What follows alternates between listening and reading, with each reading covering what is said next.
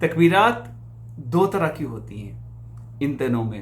پہلی جس کو ہم کہتے ہیں تکبیرات مطلق، اور دوسری جس کو ہم کہتے ہیں تکبیرات مقید.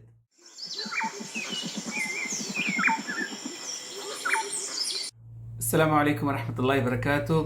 ذوالحجہ کے پہلے عشرہ کے بارے میں ناظرین آپ مجھے اندازہ ہے کہ بہت کچھ جان چکے ہوں گے. آج چند صرف وہ باتیں ڈسکس کریں گے جو عمومی طور پہ ہمیں پتہ نہیں ہوتی. حاضرین، ذوالحجہ کا یہ پہلا عشرہ کیوں اتنا زیادہ اہم ہے، اس کے بارے میں علماء نے بڑی پیاری تصریح فرمائی ہے. وہ کہتے ہیں کہ اس میں اسلام کی تقریباً سبھی بنیادی عبادات کو جمع کر دیا گیا ہے. اس میں آپ صدقہ بھی کرتے ہیں، اس میں آپ نماز بھی پڑھتے ہیں، اس میں آپ روزہ بھی رکھتے ہیں، اس میں آپ حج بھی کرتے ہیں.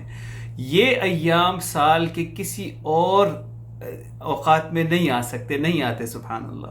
تو اس دوران اللہ سبحانہ و تعالیٰ کو میری اور آپ کی عبادت سب سے زیادہ مقبول اور سب سے زیادہ محبوب ہوتی ہے. اور انہیں عبادات میں ایک بڑی پیاری عبادت جس کا آج میں ذکر کروں گا وہ ہے تکبیرات.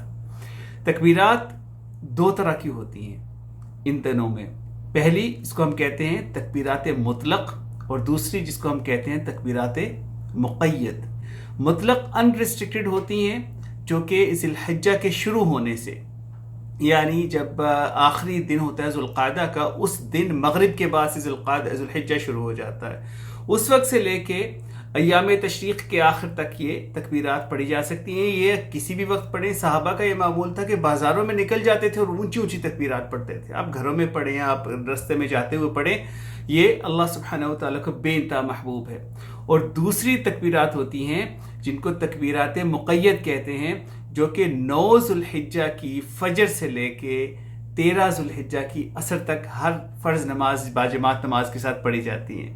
تو یہ دو ٹائپس ہیں. ان دونوں تکبیرات کا مجھے اور آپ کو اہتمام کرنا چاہیے. اللہ سبحانہ و تعالیٰ اس کو قبول و منظور فرمائے.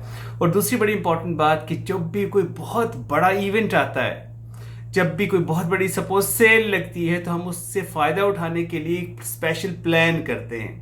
آج میں اپنے آپ سے یہ پوچھتا ہوں، آپ سے پوچھتا ہوں، کیا آپ نے ان ذوالحجہ کے متبرک دنوں سے فائدہ اٹھانے کے لیے کیا پلاننگ کی ہے؟ اگر ابھی تک نہیں کی تو ابھی کر لیں انشاءاللہ. اپنی عبادات میں، تسبیح و تحلیل میں، درود پاک میں، اللہ کے ذکر میں، اپنے اچھے اعمال میں اضافہ کیجئے، اس میں بڑھوتی لائیے. اللہ سبحانہ و تعالیٰ قبول منظور فرمائے.